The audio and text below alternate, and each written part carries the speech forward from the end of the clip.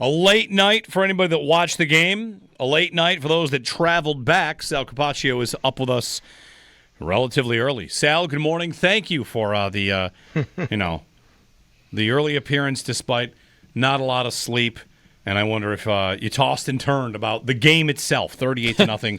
The Bills got roasted by the Bears. Preseason outing. It is what it is. You've got your piece up at WGR550.com, arrow up and arrow down. We'll get to the game. I also want to make sure we spend time, Sal, on the joint practice because you can kind of tell the tale of what happened there, and that might be, something that makes Bills fans feel a little better because that's where the starters played. Yeah, good morning. I'll start with what you started with, which is getting back. So just a little, insight into how it works.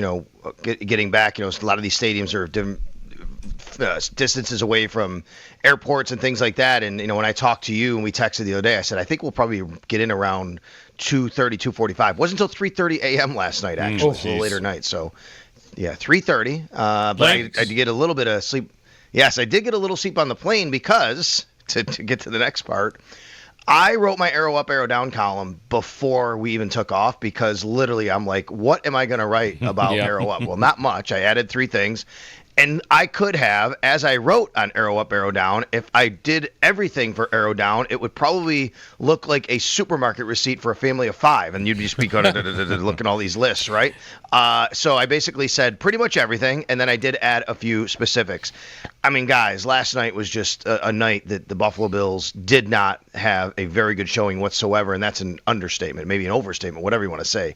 You get it. A rough showing last night, no doubt about it. And I do think a lot of it might go back to the joint practice on Friday. This is not an excuse. This is not acceptable when I say this. So I'm not excusing, I'm not accepting.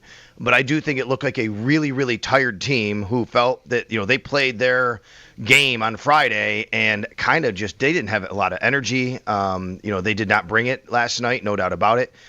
It's not an excuse. It's not acceptable. Sean McDermott said it wasn't just the ones against the twos. Once it's twos against twos and threes against threes, you got to be better than what the Bills were last night. But I would say that, going back to Friday, going back to being there Thursday, 4 days in Chicago, a long week, that last night kind of resembled a team I think that was at the end of that, and it's not an excuse, but I do think it happened. Yeah, it wasn't a great day, Sal, when your arrow up led off with the punter.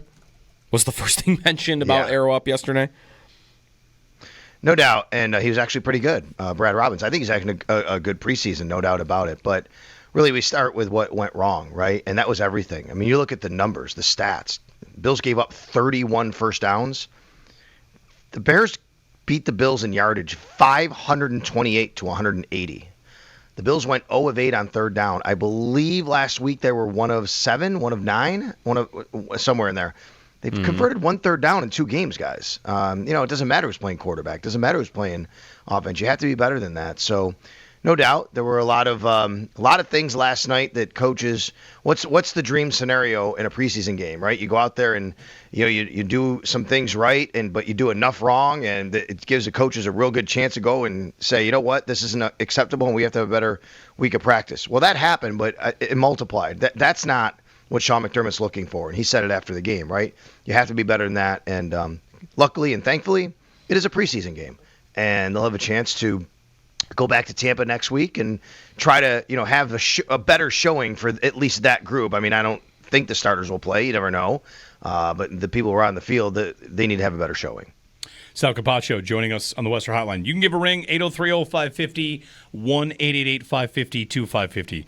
Sal, it feels like even though it's a 38-0 blowout and there's lots to get to, and it also didn't mean anything, and we want to get to the joint practice, that the big conversation is going to be about the safety position because Cole Bishop, DeMar Hamlin, we know that's a concern kind of going into this game, going into the season, that they are under-repped. I guess that's the way you'd say it. They're under-repped.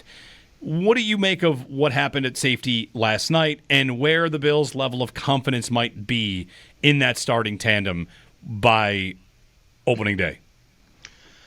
Well, I thought it was rough last night because I didn't think Cole Bishop played particularly well in the limited time he was in, and I know that he's had limited reps, but there was a missed tackle in there. There was a play at the touchdown play that he could have been better on, took a better angle, no doubt. I do think a lot of it has to do with missing time, missing reps, but at the same time, he's on the field now, and those are plays that he's expected to make. Those are spots where he's expected to be. You ask, how confident and comfortable the team is with that starting tandem. And I'm going to tell you, I think from what I saw last night, I would not be surprised if Jordan Hancock starts to creep in to get a little bit of look here, guys. I think Jordan Hancock has looked better than Cole Bishop. Now, some of that is the time on task for Bishop is not as much. Hancock has been there, and now he did get injured last night. Hopefully he's okay. Shoulder injury. He told reporters after that he thinks he's good, but they'll look at that today, and we'll see. But I'm not. I think it's a concern right now. I think it's a concern. That being said, we're still 3 weeks away from opening night, right? I mean, last night was if you go back to last night, it's 3 weeks from last night is when the Bills play their first game. That's still a lot of time to get Cole Bishop and Taylor Rapp a lot more reps. And I mean, as I sit here now, I'd still be surprised if Cole Bishop wasn't the starter and Taylor Rapp wasn't the starter. But I do think that the Bills have to take a hard look at it and say, okay, what do we have here? And what's the best course? What did Sean say after the game? It was interesting. And he said, he was asked about Cole Bishop. He was asked about, and then he basically said, take a look at it. Obviously they're going to look at the film, see where we are, and see what we need. I thought that was just an interesting way to phrase it, to be honest with you. All right, so I feel like you saying that gives me license to say, I thought the same thing. Is he talking about what's out there on the market to help with the position? Yeah, I don't know. It's a good question, Jeremy. I thought the same thing, see what we need. And he could be referring to that. I'm assuming, knowing Sean, he's referring to what do we need to do here? What do we need? Do we need to give him more time? Do we need more practice time, more reps next week? Do we need to give more Jordan Hancock more of a look? Move Cam Lewis back there. Cam Lewis didn't play last night. He's hurt. He's normally a nickel corner or a safety. See what we need. It could be, though. I mean, maybe that's what he's talking about. We have to take a look. This is the time. This is definitely the time period where teams are taking a look at what's out there trade-wise, see what shakes free agency, guys getting cut over the next week and a half now after next week's game. So I just think that anything's got to be on the table because right now you're not getting what you hope you'd get from that position with those two guys being injured and then what you saw last night. Hancock, Sal, mentioning him getting potentially more run, has he just looked that impressive? Because I've heard you talk about this for years, how the Bills usually treat that position, and a rookie coming in and playing maybe not even week one, but at some point during their rookie season. I mean, that's not something they typically do, not just for a guy that's a rookie, but I was going back last night and he played only 1/4 of his snaps in college at safety. So not to say he's never done it, but even the position, it wasn't a full-time position for him before he got to the Bills. Right. And, we talked about how the Bills would use him in different roles. I believe actually he was playing nickel when he got injured last night, by the way. Oh, okay. He wasn't playing safety at the time. So they are still moving him around. Excuse me. I think he was playing. So I think Wande Owens and Derek Forrest might have been playing safety on that play. I have to go back and exactly look. And I think he was playing nickel because that would explain where he was on the play, actually, trying to make the play, and then he wound up hurting his shoulder.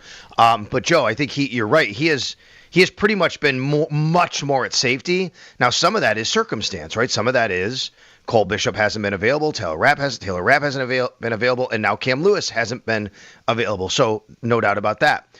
I also think that he's just kind of taken to that position pretty well. I thought he played pretty well last week in the game. He had an interception against the Giants, obviously, and then things have kind of grown here. So, and then after the Giants game last week, I remember talking to him in the locker room, and he used interesting phrasing when I asked him about putting all this on his plate. This is Jordan Hancock. And he said, he used the word transition. And I think he meant from nickel to safety. He was saying it almost like, I'm now more of a safety, which isn't really where I've normally played. So I think that's interesting. So I do think he at least has to be on the table from what I've seen from not only him, but Cole Bishop right now. Sal Capaccio with us on the West Her Hotline. So Mike White gets the start at quarterback, Sal, last night. Trubisky plays in the second half. Is there anything you could take away from last night about the backup quarterback job? Really, Trubisky's kind of felt like the incumbent, the lead, and maybe White would have to take it from him. And if that's the case, it didn't seem like White did that much last night. I agree with that. It's such a hard curve to grade on because of this reason. What I really like, I thought Trubisky was better last night, but one of the reasons he's better is he's more mobile and he can keep plays alive. But with that offensive line, you had to be mobile and keep plays alive last night. Let's be honest, right? They just didn't have a great night. Let's just say, though, if Josh Allen, something were to happen to him, are you going to have your quarterback running around as much back there? And maybe in that situation, if you're keeping Mike White clean, you could still say that he could be the better option of throwing the football. I'm not sure. I thought Mike got hurt last night by a couple of drops. I give Elijah Moore an arrow down. He dropped 2 balls right in his hands. He drops a tunnel screen. He drops a pass about 5 yards, 10 yards off the line of scrimmage. What was thrown a little bit low, but he's got to hold on to that. He also didn't have great protection, Mike White. That being said, he also missed a couple of throws that he could have had and maybe should have had. So Mike White, I think last night showed what he is, which is he's a guy that he has a live arm, and when he's back in the pocket, he can sling it. He also can have a situation or passes and plays where you're wanting more and saying, man, you got to make that. And then Mitch Trubisky showed what he is. The guy can keep plays alive. He can move around. He can kind of give you a baseline of, okay, right, we got through that one. But you're not going to wow you in a lot of ways. So I thought Trubisky was better than White last night. I don't know if it's a fair grading curve, you know what I mean? Because of having the offensive line situation and the fact that also White, like I said, did get hurt by a couple of things that were not his fault. That's going to make it tough for him, right? Because that's going to be the case next week, and I don't know that they've looked different enough in camp for White to overtake him. So, right. Really, you would expect next week in Tampa to kind of have the same situation. I would imagine. Probably right. I don't know who's going to play in Tampa next week, but you're right, Joe. Look, to a man in the locker room, at least I'll say this. I know it's preseason. Heck, Frank Gore, hey, look, I'll tell you, I said to Frank Gore, you can hear the audio. I said to him, obviously scoreboard doesn't matter. And he said, the scoreboard always matters. He was like, no, we're trying to win games. And I get it. These guys, to their credit, they were not happy at all last night. It wasn't like a jovial locker room, haha, we got through a preseason game, let's go on. To a man, the people I talked to last night talked about they need to be better next week. They want to go out on the field and put something better next week on film. And to me, that's okay. You do that, then the offensive line's got to be better. You got to protect your quarterbacks better, and let's see what happens. And to your point, Joe, right, of what it looks like next week. Maybe you get a little bit more of a fair, type of comparison here next week if they can do that. Sal Capaccio, you can read his arrow up, arrow down piece at our website, WGR550.com. Heavy on the arrow down. Sal, who else is on that list? We've talked a little bit about the safeties. You mentioned Elijah Moore there. Who would you like to really, highlight? I guess it's tough, but Ryan Vandermark made your list. Penalties, 10 for 96 yards. So what else there? Yeah, and listen, again, these were just I picked out a few specifics. I guess I could have gone a lot deeper, but just the overall team, there were a lot of things. But Ryan Vandermark is on this list because he just did not have a good night. He was called for 2 false start penalties on the very first drive. And then he was also beaten a couple of times, at least one that was really resulted, I think, in a sack or at least very close to a sack and a pressure there that you could see pretty clearly. Again, not an excuse, but I will tell you sometimes what happens is with the offensive line and when you have different guys that you're playing next to you're not used to, you have a different cadence from a different quarterback you're not used to, a center. All those things can matter. It doesn't. You still have to be better than that, right? Last week, Dawson Knox gets the false start in the first play of the game, and I can tell you guys, a lot of times that comes from the fact that he's got a different quarterback, that the cadence is just a tick off than what it normally is from Josh Allen. In this situation, you're in. Yes, I know that it's not super loud, but you're on a road. You're in a road stadium. You're not playing with the same group you're normally used to, so he moves a little bit early. He's still got to be better than that, right? He's got to know and adjust whatever he has to adjust to make sure that doesn't happen. But Ryan Vandermark right now, as I've said, this past week, is becoming a really important player on the Bills roster because they have injuries at the tackle position and on the offensive line, I should say, overall. And, Tylan Grable is still out. He's still been in concussion protocol for over a week, guys. So that's just something that, is concerning. He has not returned yet. And we know that Alec Anderson is still out. Yes, an interior guy. Connor McGovern did not suit up last night. He told reporters after the game that he tweaked his hamstring on Friday. He thinks that he'll be okay, but that's why he did not suit up at all for the game. So I know Vandermark isn't a center. He's not an interior guy, but the overall offensive line, the depth right now is being tested, and that's a guy that you might have to rely on. Sal, for your arrows up, you've got some at the website, of course. Can we include the joint practice? Because sure, I saw plenty of that. So that people didn't see that, right? People that watched that game last night saw that game. That's the taste that's put in their mouth. So the story of joint practice between the Bears and the Bills on Friday was a slow start from the offense, but ultimately they found things. Yeah, and by the way, I did have Frank Gore Jr. on my arrow up, except for the fumble. He had a nice game. He had 81 total yards from scrimmage, 6.4 yards a carry. He ran well. He caught the ball. But you can't fumble in that situation. You got to be better at tucking it away, and he knows that. But I did put him there along with Jordan Hancock. Friday was a good day, I thought, for both the Bears and the Bills. Both teams got a lot of work done. And look, I mean, to me, the joint practice on Friday was like I always say, you guys know this. Like, if you could give me a preseason game or a joint practice, a scrimmage, I would choose the joint practice or scrimmage because I think you get more work done that way. I think you get to put your guys in certain positions you want to see them in, and you can script everything. They went for over 2 hours against the Bears. And by the way, it was almost all teamwork. It was almost all offense against defense, 7-on-7, 11-on-11. And they were working on two different fields, Bears offense on one, Bills offense on the other. And it was a lot of great work. I mean, you guys got more reps in that than they did last night. The starters definitely did, of course, because they didn't play for the Bills. But even a lot of the backups, they seem to get more reps in that joint practice than they did in the game. So to me, yes, it's important to go out there and play well, right? But I think the practice was super important, and they both got a lot of work done. And I liked it the way the Bills played in that physically. A lot of the talk from the Bears media was how the Bears have been super physical, very intentionally physical throughout their training camp and preseason. They had the Dolphins in last week for a joint practice and how they kind of beat them up, during the joint practice. And that was a big talk. And I asked a Bears reporter to compare, and he said night and day. So the Bills matched them physically. And Sean McDermott said that after the joint practice, and even before, I think. He said, it was before it, he said, this is a team that's been very physical. We're going to have to match that. We know that in their energy. And I thought the Bills did that. There was a lot of good. There was some bad at the joint practice. I thought the real good was the pass rush. The Bills' pass rush looked good in that joint practice. And I thought they did some nice things last night at times, too, by the way. I thought Landon Jackson had a better night last night, for sure. He bounced back. Wasn't as good of a night for the two younger interior guys, but I thought Landon Jackson. So, you get a little bit of both there. But in the joint practice, I thought the Bills' pass rush was good. I didn't love their pass coverage, though.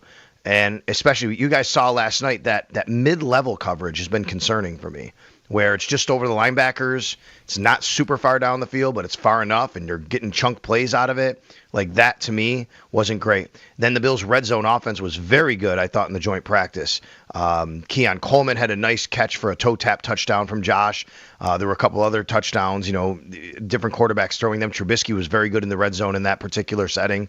And then there was the play down the field. You guys have probably seen the video to Keon Coleman, who just cooked his guy off the line of scrimmage. But I think overall, what I take away from the weekend is this. The Buffalo Bills did a really good job on Friday to have a really nice joint practice. I think it got a lot of work in. I thought it was a super positive for them.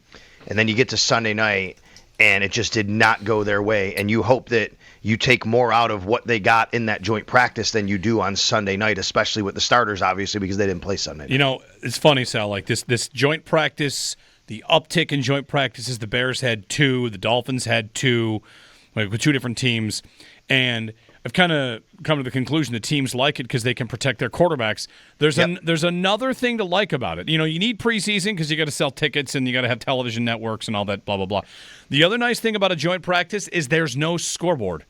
So whatever happens, your fans aren't going to freak out that the score was 52-10 because they actually don't put the numbers up on the board unless you're like a reporter that's doing it on the side. So yet another thing to like about joint practice is if the Bills won by 50 or the Bears won by 50, no one really has to wear that as a bad practice because they just feel like they got things done. No, that's right. I agree. And it's cool because every joint practice is different. Like I said, it was all team. Like, there was no receiver DB one-on-one. Last year against Pittsburgh, they did that a lot. They had a whole session of one-on-one, DB against wide receiver. They didn't do that in this joint practice. There was a pass rush drill.